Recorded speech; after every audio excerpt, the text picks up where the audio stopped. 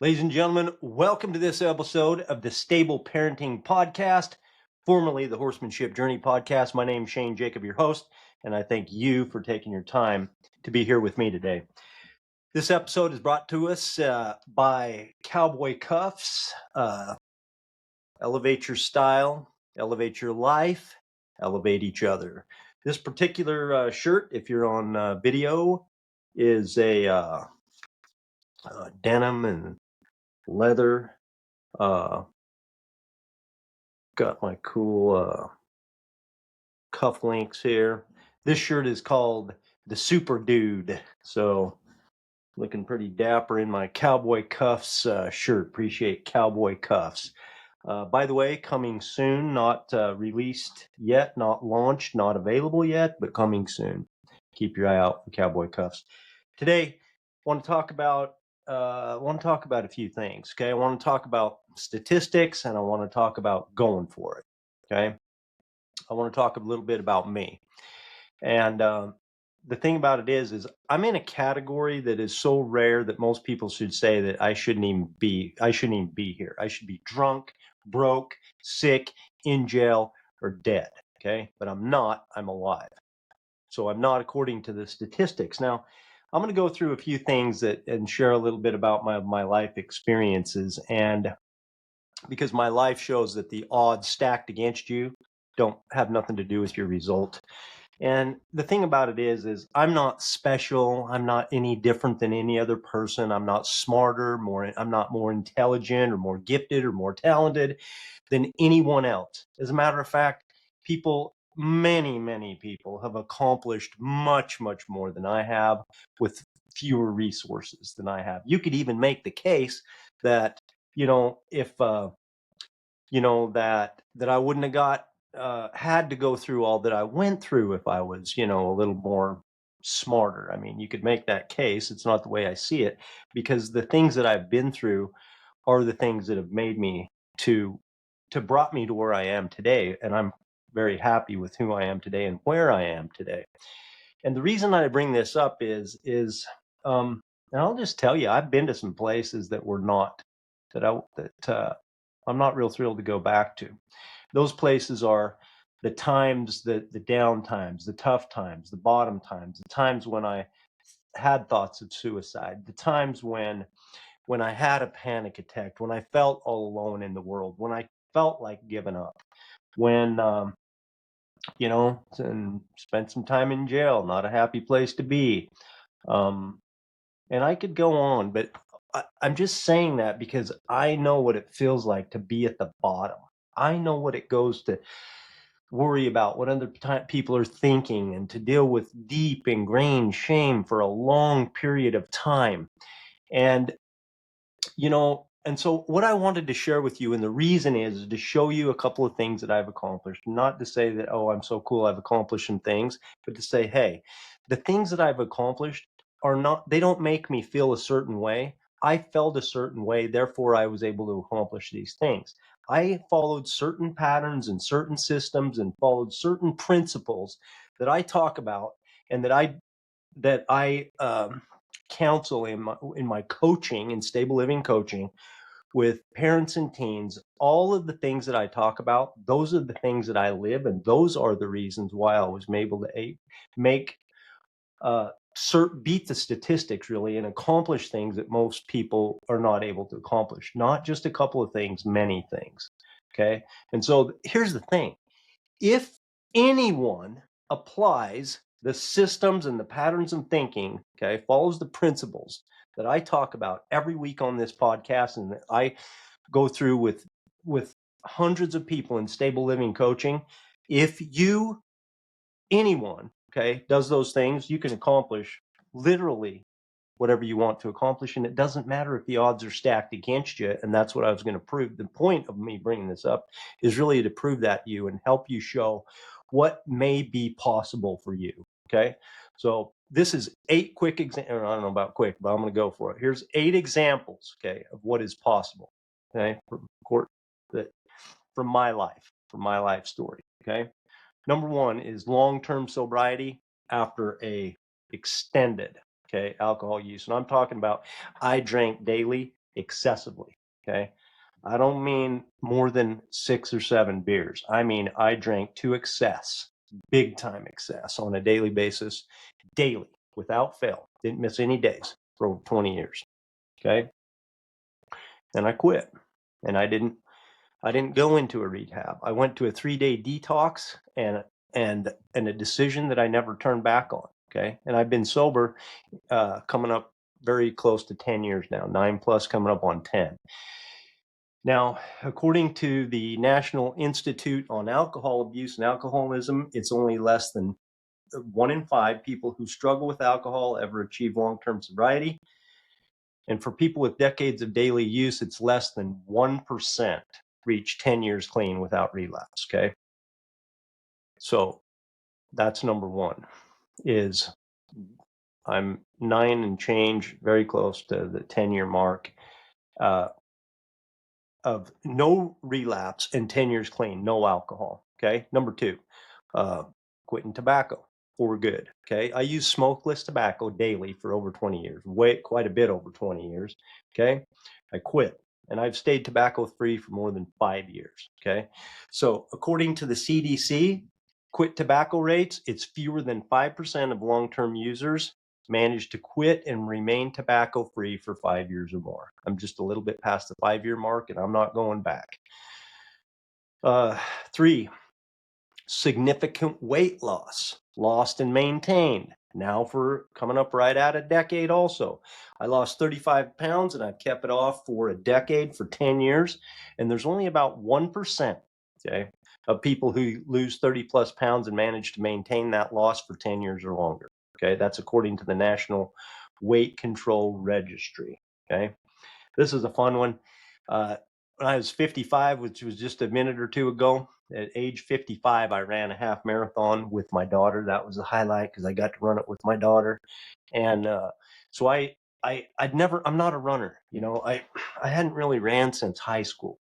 I'm in decent shape, but I found a online schedule or a training guide, and it said, you know, do this and do this every day. And so I followed this online training guide for 11 weeks, and I went to Jackson Hole, Wyoming, and did this Grand Teton half marathon race with my daughter when I was 55 years old. My goal was not to walk. Okay, I didn't stop at all the stations, and I'm just going to go for 13 plus miles. I'm going to do this thing. And I didn't make my goal. I ended up walking after between 12 and 13. So my last mile, okay, at a 13 point, I think it's 13.1 is a half marathon. My last mile, I walked a couple of times for a couple of distances, but I made it 12 plus, and we had a really good time, and a really good.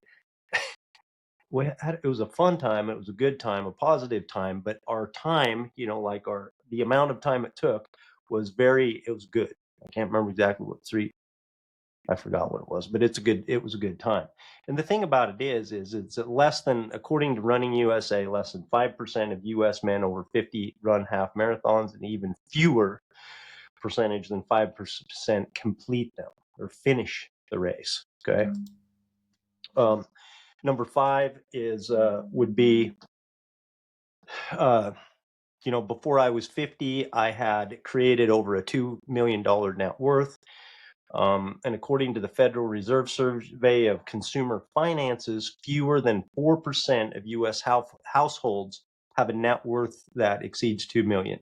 So achieving this before age 50 places me even into a smaller fraction of that 4%. 4%? Yeah, 4% group. Okay, so there's that. Number 6, just creating a business and being in business for 25 plus years. Now it might be plus 30 years. I'm not sure, but it's way over 35 years of business ownership with employees. I built and operated businesses for 25 years, and they've been my sole source of income. I've had employees. I've carried the payroll, no backup plan, and we've stayed in business long term. And Now, according to the U.S. Small Business Administration, 80% of small businesses have no employees and only 25% survive past 15 years. So combine these benchmarks with the business owners with employees as a sole income source, comprise an estimated 1%, a quarter of a percent to 1% is the estimated of the U.S. adult population that does that, okay, that creates a business and stays in long term with employees. Number 7 is, I'll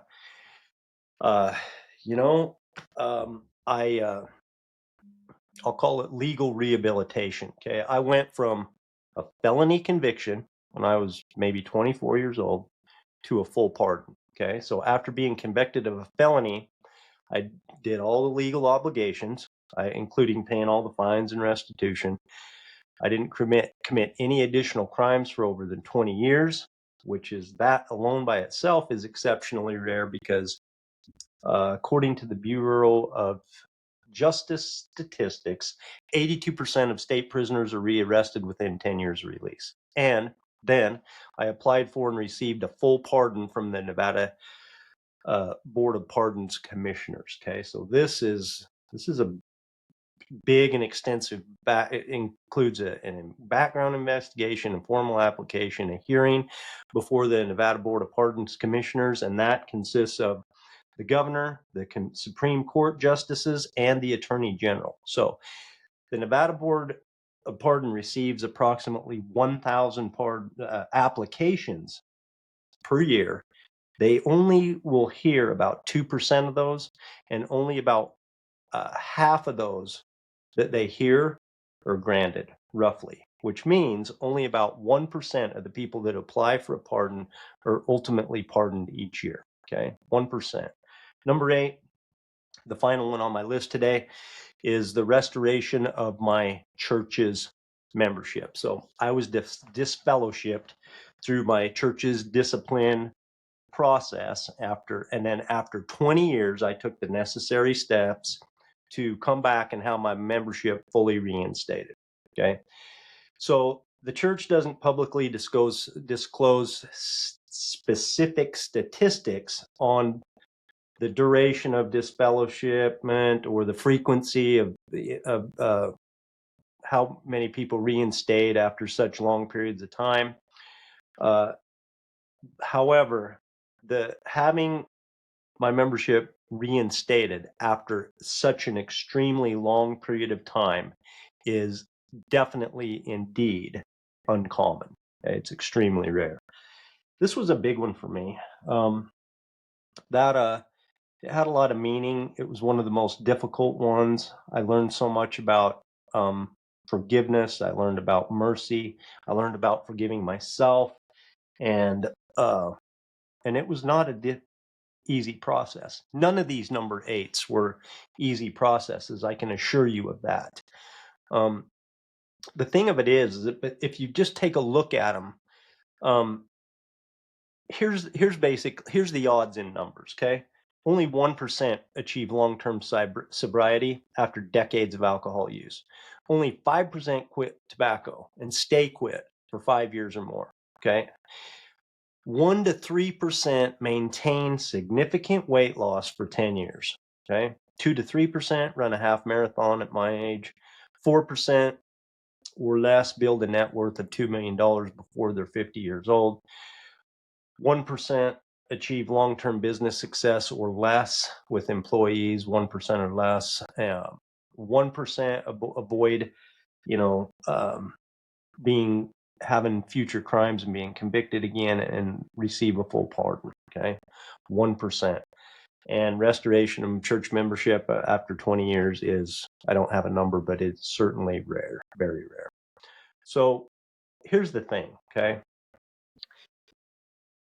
These by themselves individually are kind of interesting to say, well, you got one of them done. But the thing of it is being able to accomplish all 8 of these, I'm within like a fraction of a percent of people who are able to accomplish this sort of thing. So this isn't again, this is not about me. Okay, it's not saying I'm special. And it's not about theory, and it's not about my ideas are special. What it is about, this is math. Okay, it's mathematics, and it shows what I'm attempting to demonstrate with this list of 8 is that radical change is available for anyone who is willing to, like I said, do the thought patterns, understand, be willing to it, and go through the systems and processes that we outline all the time in this podcast and in stable living coaching. They, basically, they prove that with resolve, which means commitment, okay, and a plan, that you can beat the odds, regardless of where you are, okay, regardless of where you are. I just found out today that a man I know, a pretty good acquaintance of mine, it looks like they're not 100% for sure at this moment, but it looks like he might have ended his own life, like he might have committed suicide, and just within a day or two. And it's pretty disturbing to me to hear news like this. And maybe you've experienced, most of us have, people that we know, and a lot of times people that are up close. I've also had very up close uh, people that I've known and loved very much up close that have committed suicide. This one just right here is the most, it's right near, and so it's so close to me right now. And what the reason I'm bringing this up is to make the point that, you know, I had a choice. I could have also taken my own life at many times, as could you. We all have a choice every moment. And I would just suggest to you that that my story just demonstrates some choices that I made, a lot of bad choices, and hopefully less bad choices as I live, as I continue on. But a lot of times the things that seem so terrible, they seem so permanent. The immediate seems permanent, and it's not.